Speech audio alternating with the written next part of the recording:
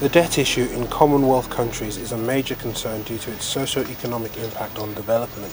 High levels of debt make a country vulnerable to any changes in the global economic environment, which could trigger off a crisis.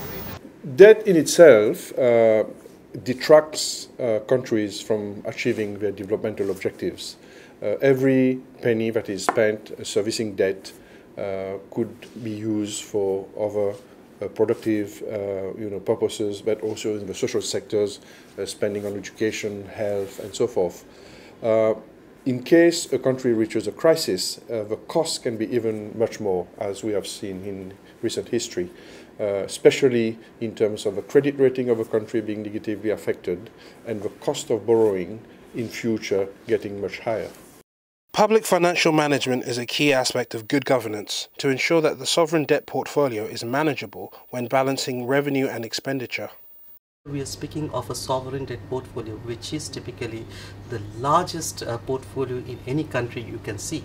So you can well understand the implications of the risks on the entire economy and the financial stability of the economy.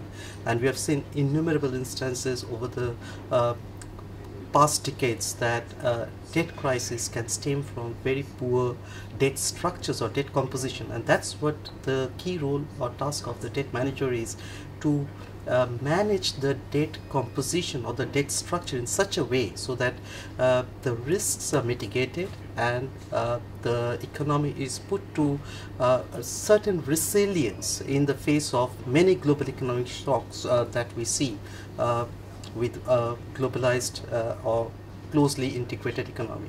Sustainable debt management is critical for all countries, as a heavy debt burden can have negative effects on the economic outlook and stability of a country. Let's say, for example, that you have a high debt problem, which means that the government's availability of resources will be increasingly much less in the near future because of the high debt service payments that it has to attend to, and as a consequence it has to make a conscious kind of a sacrifice for its growth and development objectives. The second aspect is that given its close interlinkage with the financial sector, with the overall macroeconomic stability and financial stability, unless and until debt is managed in a proper manner with close coordination and consistency between core economic policies, you can see again a big financial instability cropping up, which again can destabilize the economy from its very good performance otherwise. The Commonwealth Secretariat offers policy advice on debt management to more than 60 countries around the world, including Commonwealth and non-Commonwealth countries, as well as provide practical tools such as debt management software, working with ministries of finance and central banks. They use the product for managing the country debt. So all the loans which have been taken by government, or the securities which have been issued by government for raising funds for different projects. So one is recording the loan, second is monitoring the payment, because once the loan has been taken by government, it has to be paid back.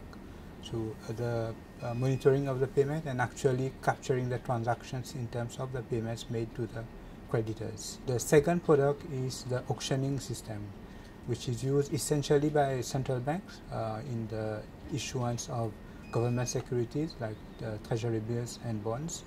So this product is used for recording the issuance of the securities, for processing the bids received from the investors, and also doing the allocation to the different investors who have been successful in the bidding process. This latest debt management tool, known as Horizon, was launched in October 2012. Fred Onadeko, Commonwealth News, London.